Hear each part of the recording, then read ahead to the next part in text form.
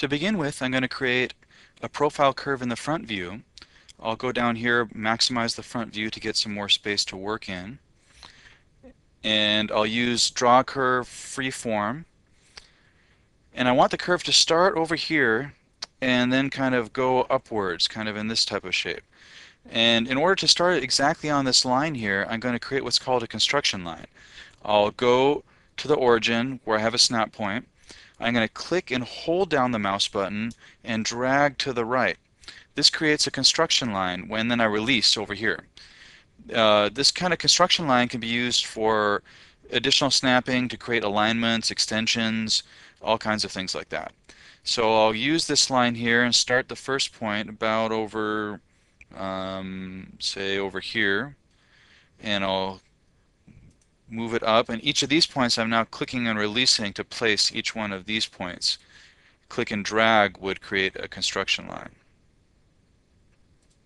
And I'll right click to finish. You could also click the done button that was over here.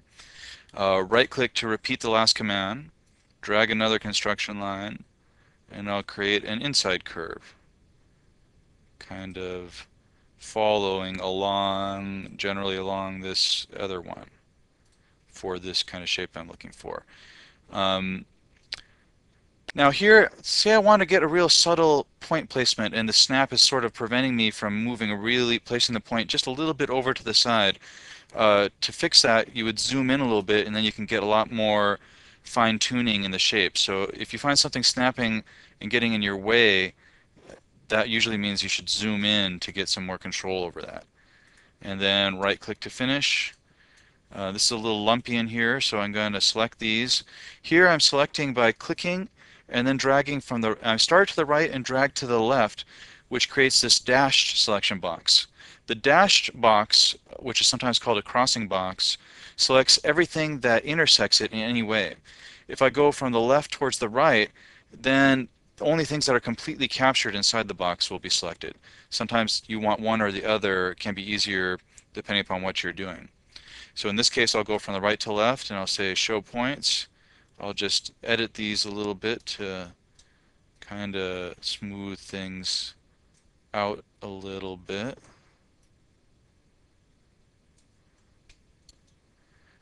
And I'll just call that good for now. I'll turn off points by clicking on the escape key on the keyboard. One tap of escape deselects everything. The second tap will turn points off. So now let's create the base surface for the crown. I'll select these two, come over here to construct revolve, pick the revolve axis over here going upwards, and that will create this surface. I will actually edit these curves again to pull, I want to pull this down a little bit so I'll have this area sticking out the bottom here, and when you edit curves the revolve will update. Now the reason why I dragged that down was because I want to slice off that part to form the base of the crown. And to slice it off, I'm going to draw a line over here, and I want the line to start over here and go all the way across. What I'm going to do is drag a construction line from there, and now start one point there and one point over here. So this line is dividing this into two. And to actually cut it, I will select this shape, say Boolean difference, select the line as the cutting object, right click to finish selecting cutting objects. Now this has divided this into two pieces. Here you can see that I now have the bottom ring. So let's undo that. Now I will begin to draw the club shape, and I'll do that with a circle, and I will start and drag a construction line up through here, and I'll place the center of the circle about here and make it about that big, let's say.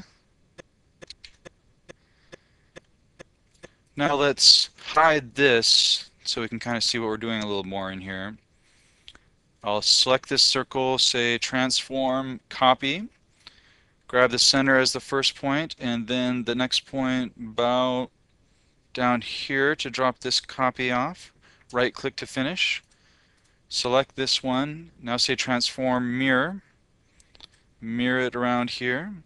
Now I can grab all three of these and say construct Boolean union, combine them all into sort of the top of the club. Now I'll use draw curve freeform to draw the foot part. Let's say about like that.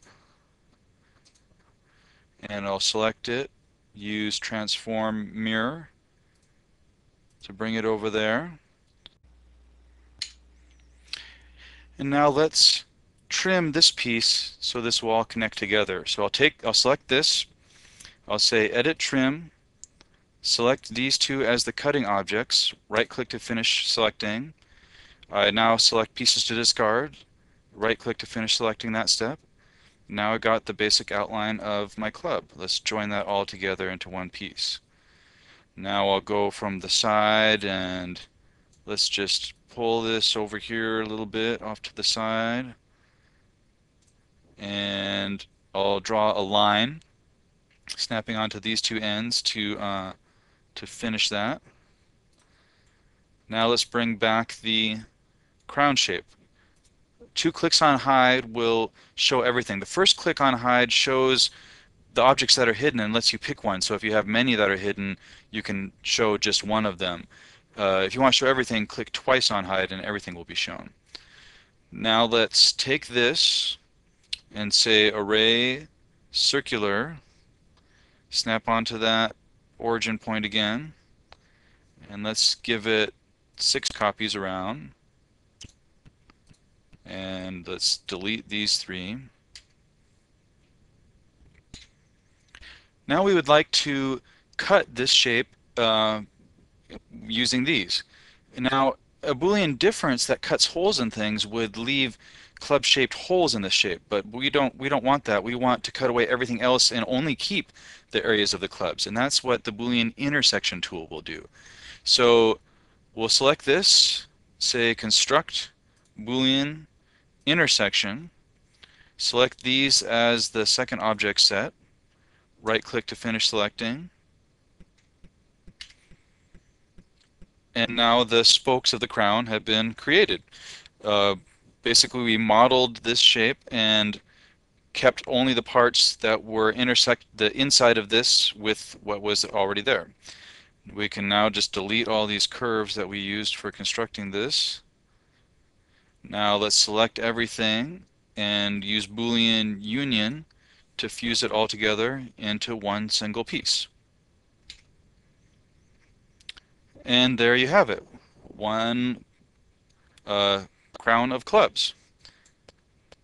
Now some of the ideas here, we drew some key curves that define some of the shapes to be used. One was the profile of the revolution, and the other one was the profile curve of the club that was used in the Boolean operation.